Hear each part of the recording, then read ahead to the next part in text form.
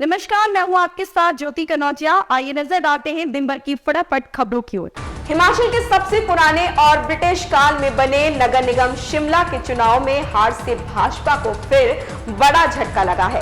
पूर्व सीएम व नेता प्रतिपक्ष जयराम ठाकुर और नए पार्टी प्रदेशाध्यक्ष डॉक्टर राजीव बिंदल जैसे दिग्गज नेता विधानसभा चुनाव के बाद नगर निगम शिमला का चुनाव फिर चूक गए हैं। चुनाव के बीच भाजपा प्रदेशाध्यक्ष और संगठन महामंत्री को बदलने की भाजपा की रणनीति भी काम नहीं आई। उधर नगर निगम पालमपुर के एक वार्ड के लिए हुए चुनाव में भी भाजपा को मुंह की खानी पड़ी है। भाजपा ने एक बार फिर दिल्ली के सीएम अरविंद केजरीवाल पर उनके आवास के सौंदर्यीकरण को लेकर हमला बोला है। भाजपा ने इस मसले पर अरविंद केजरीवाल से जवाब मांगा। भारतीय जनता पार्टी के राष्ट्रीय प्रवक्ता डॉक्टर सुधांशु त्रिवेदी ने प्रेस कॉन्फ्रेंस कर कहा कि अरविंद केजरीवाल को नैतिकता के आधार पर जवाब देना चाहिए। नगर निगम चुनाव भले ही स्थानीय मुद्दों पर लड़ा गया हो, लेकिन मुस्लिम मतदाताओं की पसंद में बदलाव के भी साफ संकेत दिखाई दिए। खासतौर पर माफिया अतीक अहमद के गढ़ वाले क्षेत्रों में मुस्लिम मतदाताओं का रुझान अप्रत्याशित तौर पर कांग्रेस की तरफ होता दिखाई दिया। कांग्रेस को इनके मतों से कितनी संजीवनी मिल पाती है, या तो 13 मई को मतगणना के बाद ही पता चल पाएगा। निकाय चुनाव में पहले चरण का मतदान समाप्त होने के साथ ही निषाद पार्टी और सुहेल देव भारतीय समाज पार्टी सुभाष सपा के नेता नफा नुकसान का आकलन करने में जुट गए हैं। इसकी वजह यह है कि दोनों दलों के अधिकांश उम्मीदवार पहले चरण के चुनाव वाले निकायों में ही चुनाव लड़ रहे हैं। इसलिए उनका मानना है कि यदि पहले चरण में प्रदर्शन ठीक रहा तो आगे का सियासी ताना बाना भी ठीक रहेगा और लोकसभा चुनाव में भाजपा से मोलभाव का आधार भी बनेगा।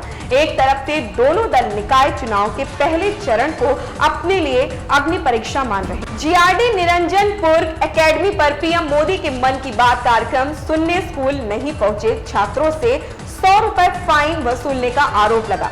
इस संबंध में national association for parents and student rights के राष्ट्रीय अध्यक्ष आरिफ खान ने मुख्य शिक्षा अधिकारी देहरादून को पत्र लिखकर कार्रवाई की मांग की है।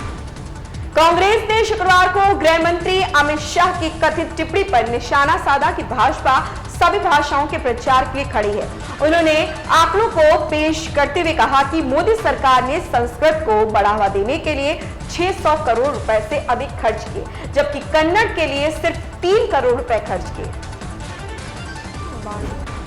खालिस्तानी समर्थकों ने ऑस्ट्रेलिया के पश्चिमी सिडनी के रोज हिल उपनगर में एक और हिंदू मंदिर पर हमला किया। समर्थकों ने BAPS स्वामी नारायण मंदिर में तोड़फोड़ की और मंदिर की दीवारों पर मोदी आतंकवादी घोषित करो लिख दिया। इसी बीच उक्त मंदिर के गेट पर एक खालिस्तान का झंडा भी लटका देखा गया है।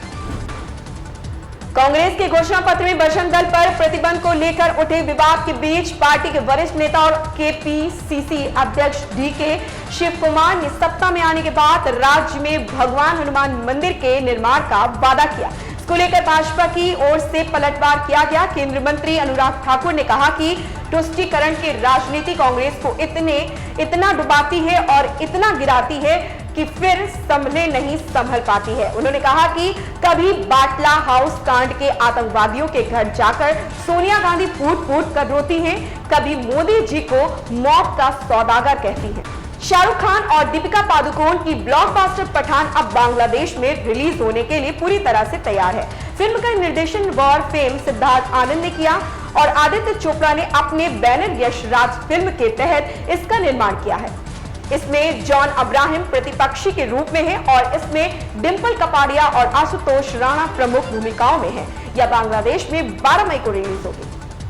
उत्तर भारत में सक्रिय हुए वेस्टर्न डिस्टर्बेंस के कारण राजस्थान के उत्तरी हिस्सों में फिर से बारिश आंधी का दौर शुरू हो गया है। बीती रात गंगानगर बीकानेर एरिया में बारिश के साथ ओले गिरे। इस सिस्टम का असर 6 मई तक राज्य में रहेगा। आंधी बारिश का दौर चलेगा। 14 जिलों में बारिश की संभावना है। इन खबरों में फिलहाल इतना ही। बने रहें हमारे साथ।